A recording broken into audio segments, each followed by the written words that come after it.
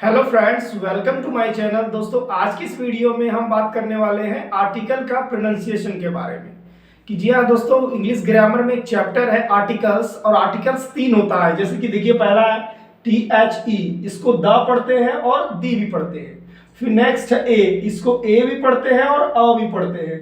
और फिर है नेक्स्ट AN, इसको एन भी पढ़ते हैं और अन भी पढ़ते हैं। तो यही तीन आर्टिकल्स होता है और सबका दो दो हिंदी मीनिंग दिया हुआ है।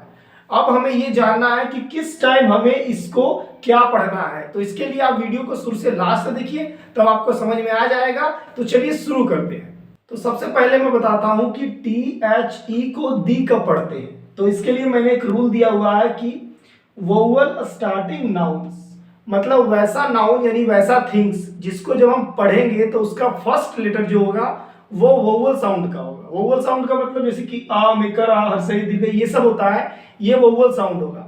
मतलब वैसा थिंग जिसको हम प्रोनाउंस करेंगे तो उसका फर्स्ट लेटर वोवल साउंड वाला आएगा और उसके पहले ये THE लगा होगा, तो वहां पे हम इसे दी पढ़ेंगे। अब मैं इसे कुछ एग्जांपल से समझाता हूं। जैसे कि देखिए, पहला जो वर्ड है ये है एप्पल।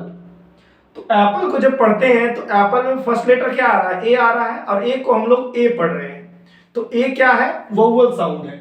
तो इसके पहले जो THE लग रहा है इसको पढ़ेंगे दी, मतलब इसको पूरा पढ़ेंगे दी एप्पल। नेक्स्ट एग्जांपल है आइसक्रीम। तो आइसक्रीम में भी देखिए, फर्स्ट में जो पढ़ रहे हैं वो है आ रहा है, और वो क्या है? वोवल साउंड है।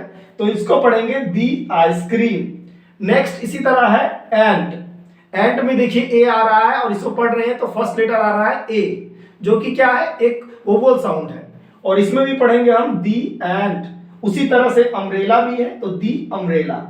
तो देखा आपने कि किस तरह से THE को दी कब पढ़ना है। अब बात करते हैं नेक्स्ट। अब हम बात करते हैं कि THE को द कब पढ़ते हैं।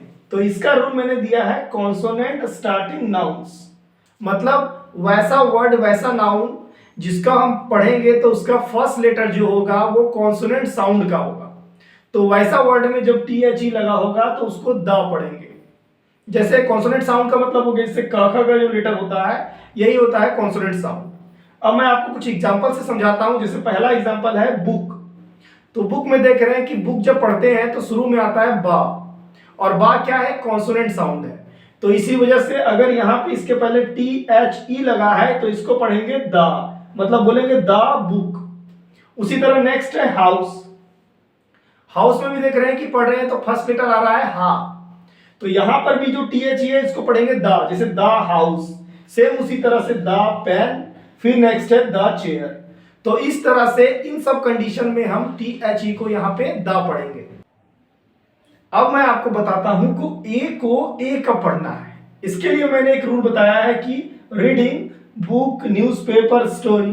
कहने का मतलब ये है कि जब आप कोई चीज पढ़ते हो, जैसे कि कोई बुक पढ़ रहे हो, न्यूज़पेपर पढ़ रहे हो, या फिर कोई सेंटेंस आप बनाते हो फिर उसको पढ़ते हो, तो जब आप पढ़ाई करते हो, सिर्फ रीडिंग करते हो, तो उस टाइम में अगर ए आता है तो वहां पर आप ए को ए पढ़ेंगे, सिर्फ पढ़ाई लिखाई में और कुछ में भी नहीं। आप जो भी टॉपिक था आपने सिर्फ उसको पढ़ लिया, तो वहां पर ए को आपको ए बोलना है। जैसे एग्जांपल बताता हूं, दिस इज ए बुक, मतलब यह एक किताब है। दिस इज ए बुक, तो यहां पर ए को मैंने ए पढ़ा है, क्योंकि एक सेंटेंस मैंने बनाया है कि यह एक किताब है, तो मैंने लिख दिया this is a book. Next उसी तरह से है दैट इज ए पेन, कि वह एक कलम है, दैट इज ए पेन। और ये दोनों सेंटेंस जो है मैंने सिर्फ बनाया है और मैंने सिर्फ रीड कर दिया, पढ़ दिया। तो जब कोई भी चीज आप रीड करोगे, सिर्फ पढ़ोगे, तो वहां पर आपको ए को सिर्फ ए बोलना है। ठीक है। अब बात करते हैं ए को आ कब पढ़ना है। तो ए को आ पढ़ने के लिए भी मैंने कुछ बताया है। जैसे यहां दिया हुआ है टॉकिंग टू, या है पर्सन, सॉन्ग, स्पीच।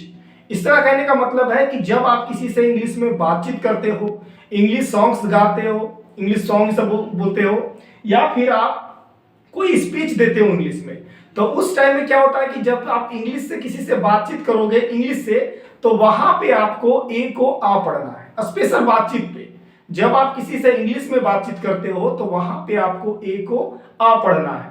जैसे एग्जांपल में दिखाता हूं। जैसे देखिए, आई एम अ टीचर।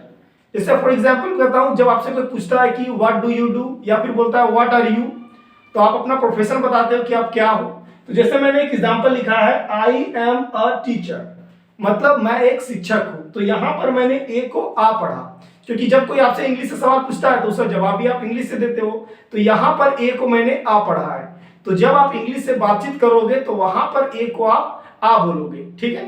फिर नेक्स्ट उसी तरह से he is a good man, कि वह एक अच्छा आदमी है, he is a good man.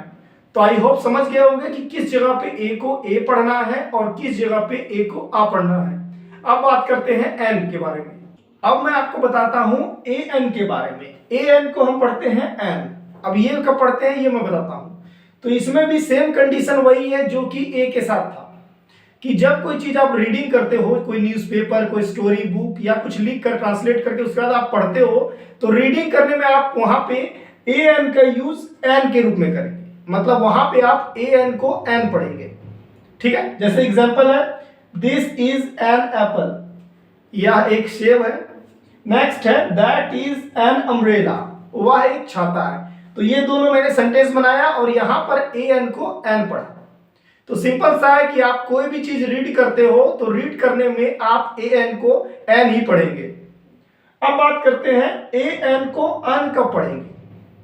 तो ये भी वही कंडीशन है जो कि ए का सेकेंड नंबर का था। इसमें भी क्या है कि जब आप किसी चीज से बात करते हो, किसी पर्सन से बात करते हो, कहीं सॉन्ग गाते हो इंग्लिश वाला, या फिर आप कहीं स्पीच देते हो इंग्लिश में, तो उस टाइम में आप ए एन को अन पढ़ोगे। जैसे example, I am an engineer, मतलब मैं एक अभियंता हूं।